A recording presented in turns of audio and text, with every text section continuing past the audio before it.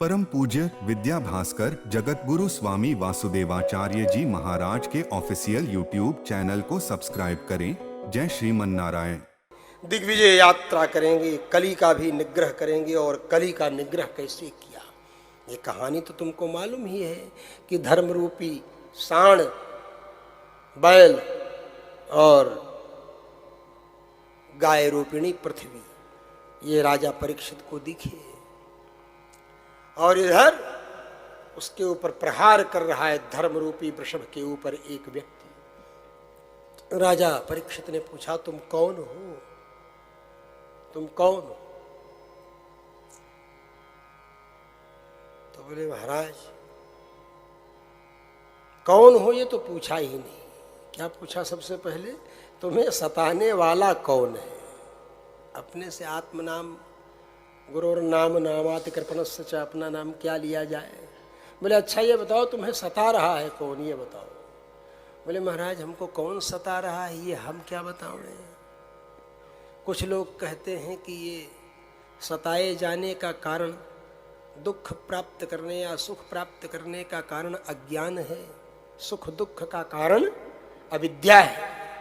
कुछ लोग कहते हैं सुख या दुख का कारण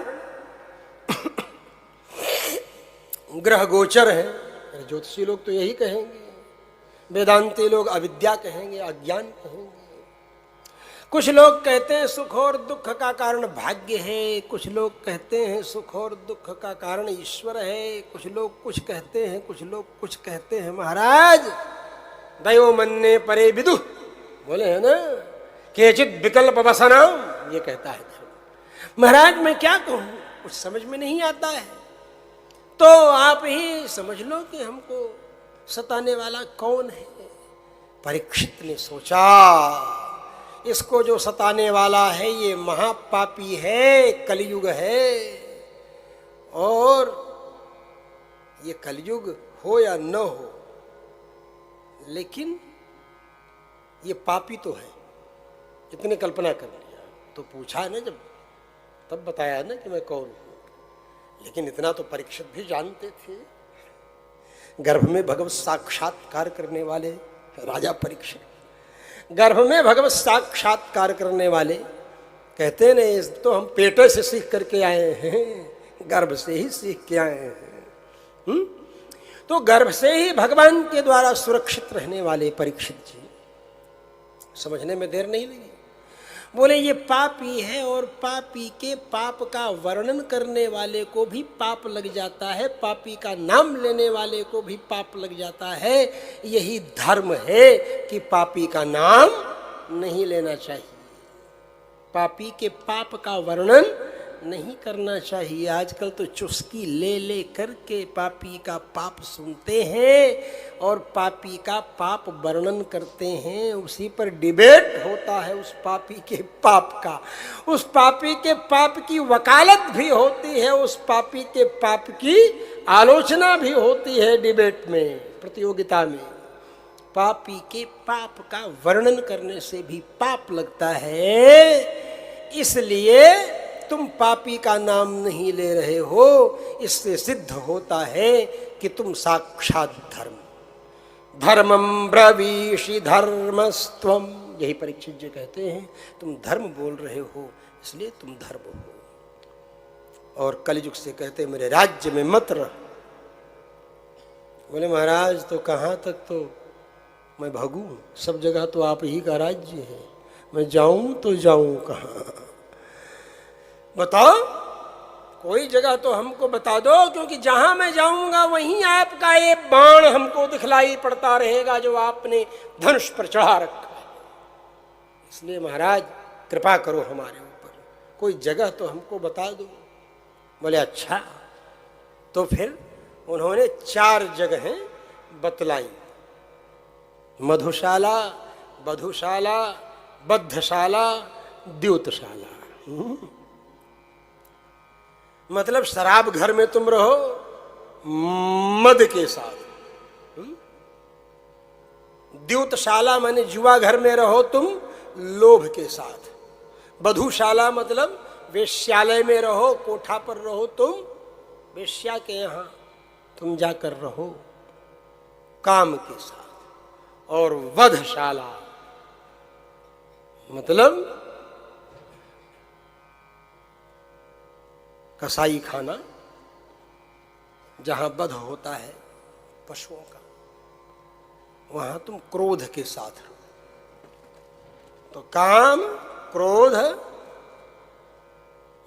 मद और लोभ, इन चारों को काम के साथ वेश्यालय में, क्रोध के साथ वधशाला में, कसाई खाने में, लोभ के साथ जुआ घर में, द्यूतशाला में, और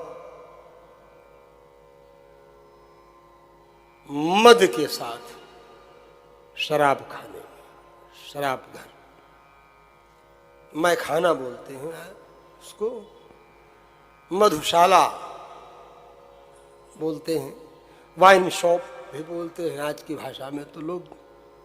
इसलिए बोले महाराज ये तो अलग अलग के साथ आपने रहने के लिए बता दिया, कोई ऐसी जगह बताओ जहाँ कोई हाल वाल ऐसा दे दो जिसमें पूरे फैमिली के साथ हम रह सकें, है? कोई बड़ी जगह बता दो जहाँ सबके साथ हम रह लें। बोले हाँ, बोले हाँ। बोले तो उन्होंने एक हाल दे दिया सुवर्ण के नाम पर, कहा है सुवर्ण जो है इसमें तुम रहो। बोले अच्छा, बोले सुवर्ण में रहे, स्वर्ण में। बोले हाँ। बोले तो भगवान को कलयुग पहनाते हैं सुवर्ण वगैरह, भगवान को आभूषण धारण कराते हैं, मतलब ज्योतिषी लोग भी बताते हैं ये नग इसमें पहनो, ये नग इसमें, इसका मतलब। बोले तुम जानते नहीं हो, जो 24 कैरेट का सोना होगा उसमें कलयुग रहता है, जिसमें मिलावट रहती है उसमें नहीं रहता है। बोले हाँ, बोले हाँ। बोले जब आभूषण बनाते हैं तो कुछ मिला देते हैं ना, इसलिए मिलावट पे रहने वाला नहीं है। बोले इसीलिए कुछ मिलाते हैं, जहाँ अमृत होता है, जहाँ कोई चीज़ होती है वहाँ कुछ न कुछ मिलाओ, नहीं काम गड़बड़ाएगा। अच्छी चीज़ में कलयुग नज़र रखता है, कोई भी चीज़ हो। बस हिरण्याक्ष, हिरण्यकशिपु का मतलब क्या है? हिरण्य एव विद्यते अक्षणीयस्य असो हिरण्याक्ष। सोने पर ही जिसकी निगाह, उपभोक्ता संस्कृति, मतलब कोई भी मोबाइल नया आया मार्केट में तो मेरे हाथ में आ जाए, इतना ही नहीं, दुनिया की सारी चीज मेरे हाथ में आ जाए, ये हिरण्याक्ष की प्रवृत्ति थी। वही चीज बंधुओं, यही है हिरण्याक्ष की बात जो बता रहा हूं। आदो हिरण्याक्ष बधम, कल ही हिरण्याक्ष का वध हो जाना था, भाग दौड़ की कथा बता रहा हूं ना, वध हो गया। वध होने में कितनी देरी लगती? पापियों का वध भगवान को करने में देरी नहीं लगती, जल्दी ही वध कर कर आकर के पार कर देते हैं। लेकिन रहस्य इसका यही है। हिरण्य माने सुवर्ण, हिरण्य कशिपु, कशिपु माने बिस्तर, सारा सोना मेरे ही बिस्तर के नीचे आ जाए। सत्याम क्षतौ किम कशिपो प्रयासो, दिखा है ना भागवत में, यही वर्णन करते हैं। तो इसलिए ये अनुभव करते हैं और विचार करते हैं। परम पूज्य विद्या भास्कर जगतगुरु स्वामी वासुदेवाचार्य जी महाराज के ऑफिशियल यूट्यूब चैनल को सब्सक्राइब करें। जय श्रीमन नारायण।